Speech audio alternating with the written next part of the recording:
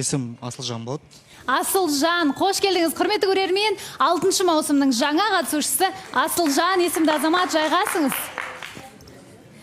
Қалыңыз қалай? Танысайық өзіңізбен. Бәрі жақсы? Жақсы, Аллаға шүкір.